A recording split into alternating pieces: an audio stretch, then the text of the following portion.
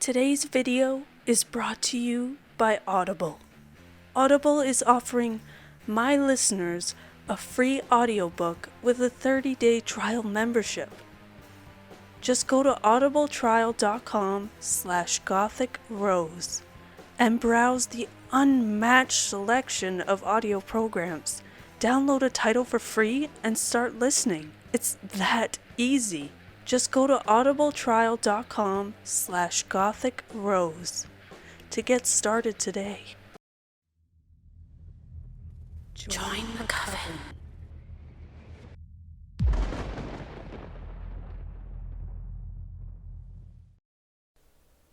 We Don't Do Halloween. A story written by JP_Carver. We don't celebrate Halloween. We don't open the door, and we don't have candy. My entire town is like this, and you learn very quickly to do the same when you come here.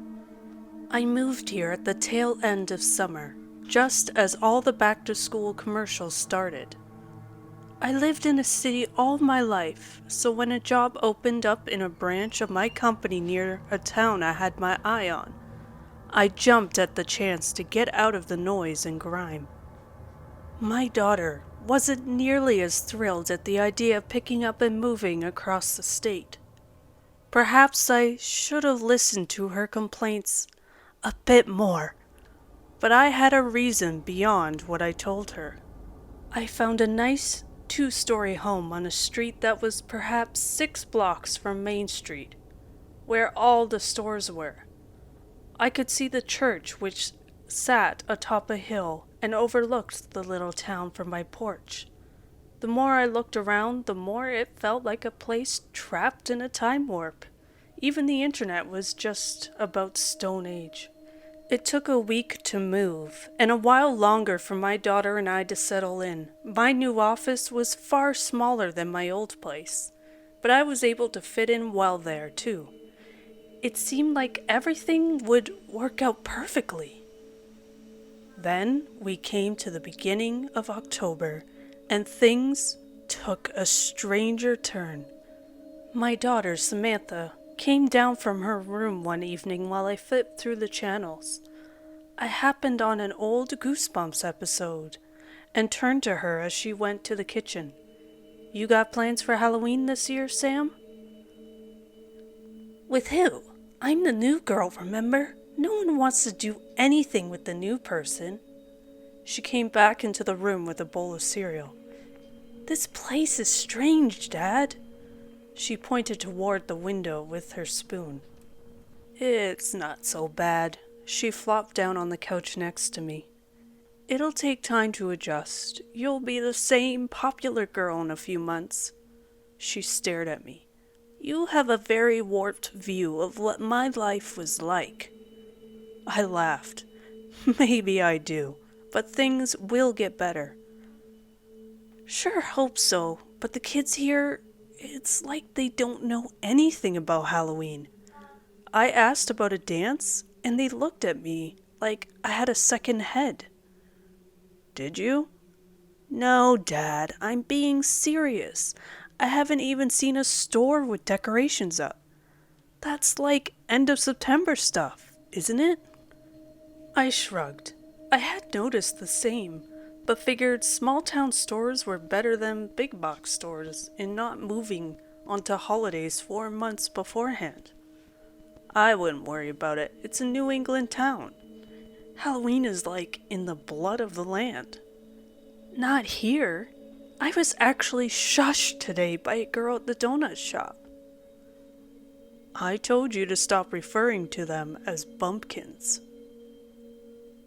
She laughed. "I didn't. I just asked when they'll be doing their Halloween donuts. She shushed me and told me not to ask something like that again." "Maybe the owners are super religious." "Maybe. Sucks though. I like Halloween." I thought for a moment while she sat next to me watching the episode. And then an idea struck me. "Well, why don't we go get the town jumped started?" We can start decorating this weekend. How's that sound?" She turned to look at the windows and then shrugged. "I guess that could work." When the weekend came, we spent most of the morning hauling cardboard boxes up from the basement.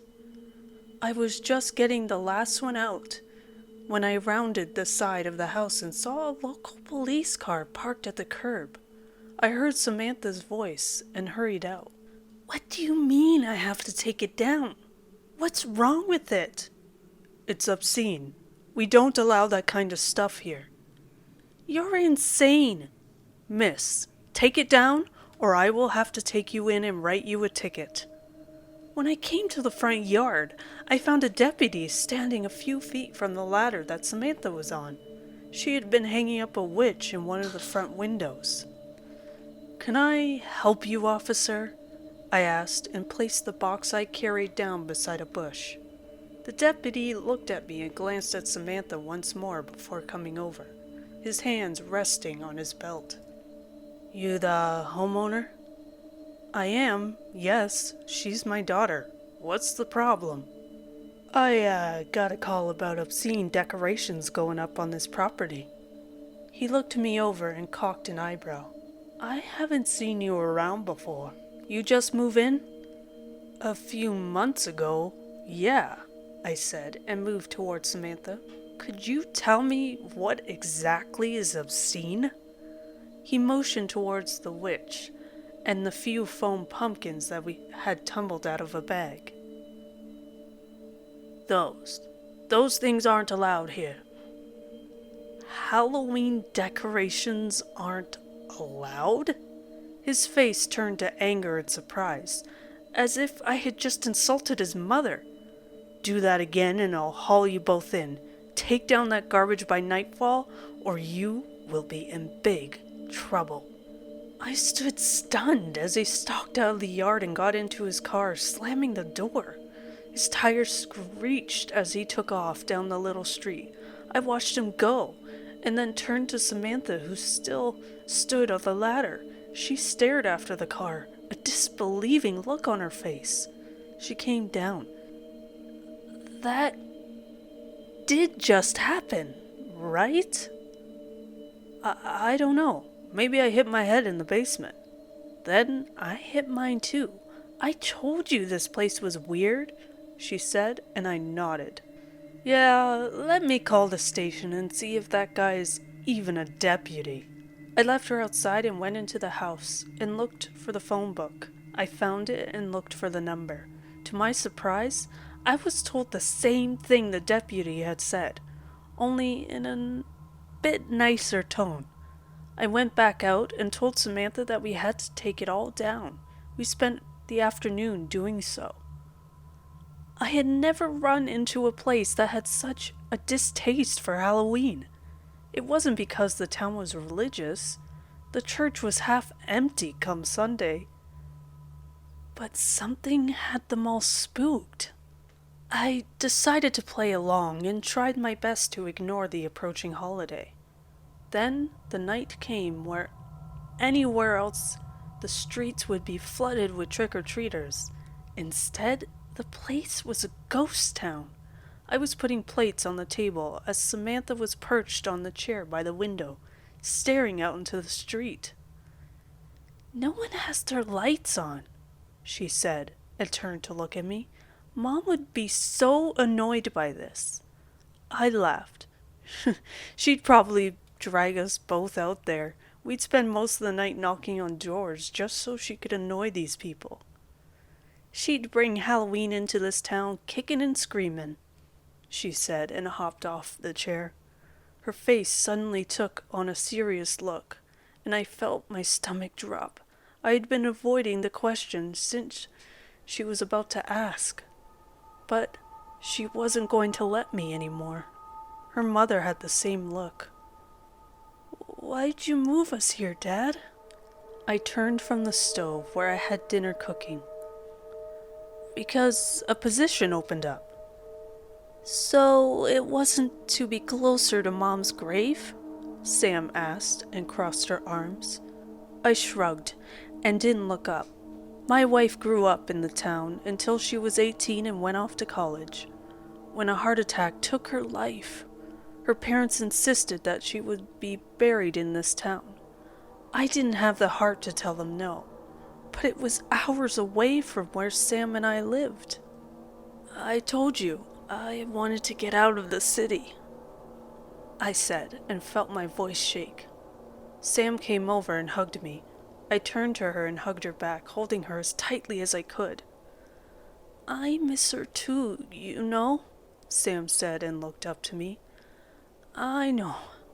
I just wanted to be closer to her, I said. Sam pulled away and nodded. She wiped tears from her eyes with her sleeve. I'm sorry it's not working out. It's fine. I stopped by her grave yesterday on the way home from school. I was surprised. Sam had a lot of anger at her mother over her death. So much so that she didn't stay for the entire funeral. I didn't blame her. She was barely in her teens. I haven't gone yet. I flipped the grilled cheese I had on the stove. The bottoms were black. Her parents still leaving flowers? Sam shook her head. There was nothing on any of the graves. It looked like someone had cleaned everything up. I frowned. We'll take her some flowers tomorrow. Together. I dumped the grilled cheese sandwiches in the trash. Sam laughed at me as I turned my back. How about we order pizza? No complaints here, she said as she went and got the phone. All the places were closed. I hung up on the last voicemail message and tossed the phone onto the couch. Looks like we'll be fending for ourselves still.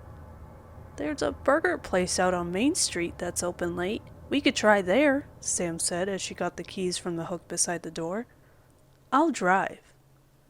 I can't wait until you get your license so I can just send you out to get stuff by yourself, I said as I grabbed my coat, and we headed out the door. The sky was mostly thick with clouds, but the moon shined rays through them and gave the world an eerie glow. I turned to look back at the house as I reached the car and paused. There was an orange light coming from one of the windows. You put one of those pumpkins in your window? I looked at Sam over the car roof. Oh, yeah, huh. Must have missed that one, she said with a sly smile. I laughed as she got in the car. I took the front seat and off we went towards Main Street. It was like the end of the world had occurred. There were no cars on the street, and every single shop was dark. Every house was dark. Even the street and stops lights were off, which had to be illegal. But other than the moon, there was no light. We made it to the burger place and pulled into the parking lot. Maybe there's a power outage? Sam said as she stared through the windshield at the dark windows. She glanced at the clock, then at me. Or all of our clocks are wrong? I checked my phone. It was only a little after 8. I looked around the area, getting the first chills of something being very wrong.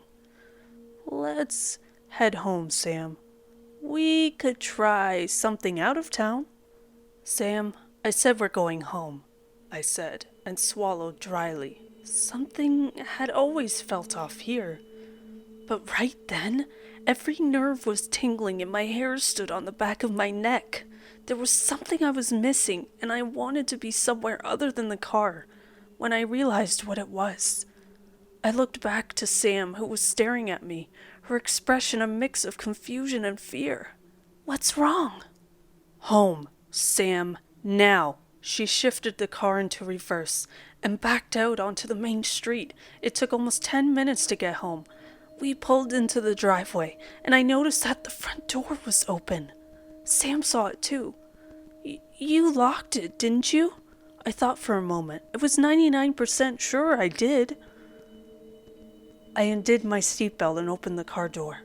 Stay here. Keep the doors locked. If I'm not back in 5 minutes, go to the police station. Dad, I squeezed her hand. Do as I say. She nodded, and I got out of the car and started up the walk. I entered the front door and reached for the light beside the door. but couldn't find it. I took out my cell phone and used the flashlight, and gasped. The entire living room was in shambles. The lights were knocked over, and the couch was turned over with the TV laying on top of it. I cursed and started into the room. In the small beam of light, I couldn't see anything missing, just damaged. Stopping in the middle of the room, I sighed, then froze in place. A sound of sobbing came from upstairs. A large part of me wanted to run back to the car and go to the police, but I couldn't do that if someone was hurt. Instead, I tried 911 and moved to the closet where Sam had her softball bat. Just a busy signal. God damn it! I took up the bat and started up the stairs. The sobbing was coming from the front of the house where Sam's room was. I slowly made my way down the hall and paused outside her room. The door was open just a crack, and using the bat, I pushed it further. The silhouette of a woman on Sam's bed showed. She was bent over, clutching something to her chest. I took a small step into the room and tried my best to stay quiet until I knew what I was dealing with. She didn't notice. I took another and then froze when a loud bang came from downstairs. "Dad!" Sam screamed, and I stumbled back against the wall as the silhouette's head darted up to look at me. I couldn't make out much of her face other than the skin looked almost like paper on her gaunt features. She bared her teeth and snarled as she let go of one of Sam's stuffed animals. "Dad! They're trying to get in, Dad!" I struggled to get out the door, the bat smacking against the door jamb. The woman scrambled across the bed, a raspy laugh escaping her. I tried to close the door, but she was at it before I could manage. I moved to the side as she rushed out of the room. She slammed into the wall, buckling the drywall and causing pictures to tumble to the floor. I rolled backwards and slid down the stairs. Sam stood against the front door, windows shattered, and the laughing became louder from those outside. I hopped the last few steps and turned to see the woman on the landing. She stomped down the steps slowly, her black gown almost like ink in the darkness. Hands grabbed at me as I looked back to see Sam kneeling beside me, her phone out with her flashlight on. She shined it on the woman on the steps, and I felt my heart stop. She had only one eye, which looked like milk under glass. But it wasn't the eye that held my attention, or the missing patches of skin and strings of hair. It was her face, her clothes, the ring that glinted on her finger. "Karen?" I said slowly, and saw the slightest hint of recognition before it disappeared in a fit of rusty laughter. "Oh, that can't be," Sam said and stood. She walked toward the woman. I struggled to my feet and grabbed her by the waist before she could make it more than a couple of steps. The woman that looked like my dead wife rushed after us. I felt her nails rake against my neck and down my back, and I tumbled over. Sam landed beside me. My dead wife was on me before I could move, the air coming from her mouth, the nose, the stench of death. I caught her wrists and felt the skin break under my grip and cover my hands in dust. "Run! Sam! Get to the basement! Lock the door!" I shouted as teeth snapped inches away from my face. "But go!" She took off towards the kitchen. More windows broke. Footsteps sounded from everywhere in the room. But I couldn't think about it too much. I was too focused on the dead woman in front of me who was trying to claw my eyes out. "Karen, stop!" She growled at me and renewed her struggle to hurt me. "How are you here? You're dead. You've been dead for years. Why are you trying to hurt us?" Rusty laughter came again, but she relaxed a little. That recognition I saw before returned, and she canted her head at me. She snarled, and looked around at the room. Sam. The name came drawn out and almost in an echo. She stood and staggered towards the kitchen, shoving aside the others who had entered through the windows. Sam.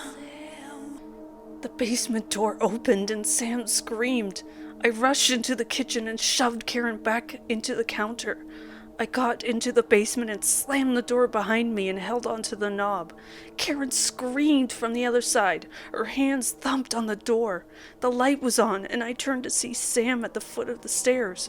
She held my gun on me and then slowly lowered it. What the hell is going on, Dad? That was Mom. Go get me a hammer and nails, quickly. She ran off, and I sat down on the stairs, holding the door and hoping it would hold against Karen's onslaught. She had started to sob again by the time Sam brought me the hammer and nails. It was painful to listen to, but the hammering at least drowned it out for a time. Sam and I sat in the basement and listened as what sounded like hundreds of dead walked around above us. Sam somehow fell asleep in my arms, but I couldn't even close my eyes, not with my dead wife sobbing above me. By the time the sun came through the small basement windows, all sound from above us disappeared. I gently laid Sam down on the rug and went to the basement doors that led outside. The sun was bright and the air chilly as I stepped out. The yard was pitted with footprints. The back of the house looked like a bomb had gone off inside. All of the windows were broken, wood siding laid on the ground in pieces. I've walked to the front to find more of the same. I stood there, heart in my throat, not sure what to do. You were warned. I turned to see the deputy from the beginning of the month get out of his car. I told you not to have that crap up. I stalked over. Warned of what? You didn't tell me anything like this would have happened. And why the hell was 911 not working last night? Because we don't go out on Halloween. We don't even turn on our lights for fear of calling them. It's not the town's fault that you wouldn't listen. You could have told us. He smiled. You wouldn't have believed me anyway. The warning should have been enough. I wanted to hit him, but somehow managed to restrain myself. My dead wife was here. A solemn expression came over him. Oh, you had family buried here? He removed his hat. I'm sorry you had to see them like that. He looked back to the house and took a few steps onto the lawn. Any inside? You heard any of them? Never got the chance. We hid in the basement. He nodded. Lucky then. Last new people that didn't listen, we found dead in their beds. Just what the hell happened last night? I don't know the particulars. You'll have to talk to the librarians or some such. But it's a time that spirits aren't bound no more. The dead can walk. He shrugged. Most places think that the decorations and masks are to keep the spirits at bay. Not around here. They're drawn to anything related to the holiday, which is why we don't have Halloween here. He went back to his car. He turned slowly once he reached it and looked at me. You need food or help cleaning up? Stop on by the church. You've at least learned your lesson, which means you're a part of this town and we take care of our own. He got in and sped off. I turned back to the house and could see Sam's little foam pumpkin still in the window, the grin on its face almost mocking. I went inside and tore it from the window and trashed it. It's almost time now for another Halloween, and I'll let this one go by just as I have all the others, as just another fall day. My memories of the holiday are no longer laughter or children having fun, but rather the decomposing face of my dead wife and her sobs. That is why this town and I don't do Halloween.